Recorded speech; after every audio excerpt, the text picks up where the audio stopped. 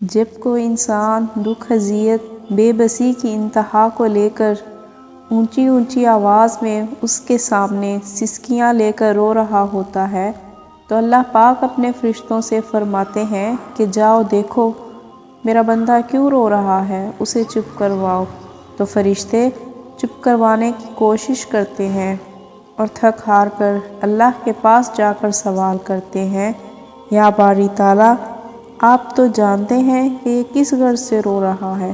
تو اللہ پاک فرماتے ہیں کہ وہ اپنی ایک بہت پیاری چیز کی تڑپ میں آنسو بہا رہا ہے، لیکن مجھے میری عزت و جلال کی قسم بہت جلد اسے ایک ایسی چیز سے نوازوں گا کہ تمام مخلوق اس پر رشک کرے گی اور چھن جانے والی چیزوں کو وہ بھول جائے گا۔ تو میری آنکھوں میں آنسو آ گئے جب اللہ نے مجھ سے پوچھا کہ کیا میں تمہارا رب نہیں ہوں؟ تو میں نے کہا بے شک آپ ہی ہیں۔ اس پر اللہ نے بڑے لاڈ سے کہا تو پھر کدھر جا رہے تھے مجھے چھوڑ کر، کہ کیا کوئی انسان تمہیں مجھ سے زیادہ محبت کر سکتا ہے، کہ کیا دنیا مجھ سے زیادہ نوازتی ہے؟ کیا تم دیکھتے نہیں کہ فرشتے تمہارے کیے ہوئے گناہ میرے پاس لاتے ہیں، صبح انہی کے ہاتھوں تمہارے لیے رزق بھیج دیتا ہوں۔ جو لوگ ٹوٹ جاتے ہیں اللہ کے آگے روتے ہیں، پھر اللہ انہیں جوڑتا ہے، پہلے سے بہتر اور مضبوط بناتا ہے، بے شک اللہ بہترین مصور ہے۔ تو ذرا سوچئے، اللہ اس شخص کو آزماتا ہے جسے اللہ کا قرب حاصل ہونا ہوتا ہے، پھر ہمیں یہ معلوم ہونا لازم ہے کہ جو ہو رہا ہے اللہ کی اجازت سے ہی ہو رہا ہے، تو پریشان کیوں ہوتے ہو؟ تمہارے ساتھ کوئی غلط کر کے کوئی خوش ہے تو کیا ہوا؟ اللہ تو دیکھ رہا ہے نہ، کہ تم نے یہ نہیں پڑھا قرآن پاک میں؟ اللہ فرماتے ہیں کہ بے شک تیرا رب بھولنے والا نہیں۔ تم کیا سمجھ رہے ہو اللہ تمہیں یوں ہی تنہا چھوڑ دے گا؟ اس نے جب آنکھ سے بہتے اشک دیکھے ہیں، تمہاری تکلیف کو محسوس کیا ہے، تو یقین رکھو وہ تمہارے ہر دکھ کو راحت میں بدل دے گا۔ وہ اپنے بندے کو ایسے ہی راہ میں نہیں چھوڑتا، وہ اپنے وعدوں کا بڑا سچا ہے۔ اللہ کو ہر آنسو ہزاروں سمندروں سے زیادہ پیارا ہوتا ہے، جو تڑپ کی انتہا کو پہنچ کر تمہاری پلکوں سے بہتا ہے۔ وہ دیکھتا ہے تمہارے ہر چھپے آنسو کو۔ اب تم خدا کی محبت سے باخبر ہی سہی، درد بھری آواز سے جب تم نے اللہ کو یاد کیا تھا، ان بہتے ہوئے آنسوں سے جب تم نے مسکرانا سیکھا تھا، پلکوں کے پیچھے جب تم نے اپنی خواہش کو مارا تھا، وہ ہچکیاں، وہ سسکیاں جب تم ان کے بدلے کہاں کہاں کس موڑ پر گئے تھے، اور وہ وقت جب تم ایک ایک لمحے تنہائی کے برداشت کر چکے تھے، وہ سب اللہ کو معلوم ہے۔ اللہ کی محبت تو اتنی خاص ہے کہ اگر انسان جائے نماز پر سر جھکا کر بیٹھا رہے، کچھ بھی نہ بولے، تب بھی اللہ کچھ لمحوں کے بعد ایسا سکون بندے کے دل میں اتار دیتا ہے، ایسا لگتا ہے جیسے پریشان دل کو اللہ نے سمجھا دیا ہو۔ میرے بندے نا امید نہ ہونا، میں سب ٹھیک کر دوں گا۔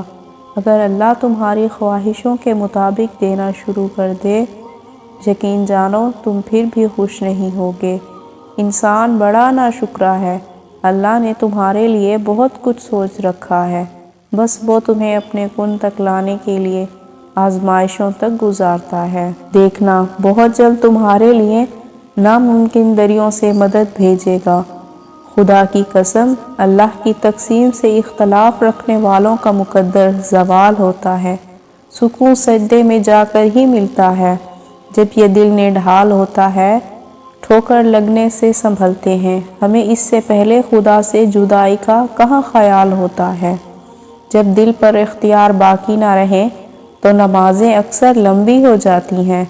جب گیلی آنکھیں آسمان پر ٹکی ہوں اور ذہن میں خدا ہو، اور جب وہ کن کہتا ہے تو ہم جیسے ٹوٹے پھوٹے دل والوں کو سکون اور اطمینان نصیب ہوتا ہے، پھر اللہ کھوئی ہوئی مسکراہٹیں واپس لے آتا ہے۔ ہر چیز جو تم کھو دیتے ہو اس کا نعم البدل موجود ہے۔ لیکن اگر تم نے اللہ کو کھو دیا اس کا کوئی نعمت بدل نہیں، بلکہ وہ ایک ایسا خسارہ ہے جس کا کوئی ازالہ ممکن ہی نہیں۔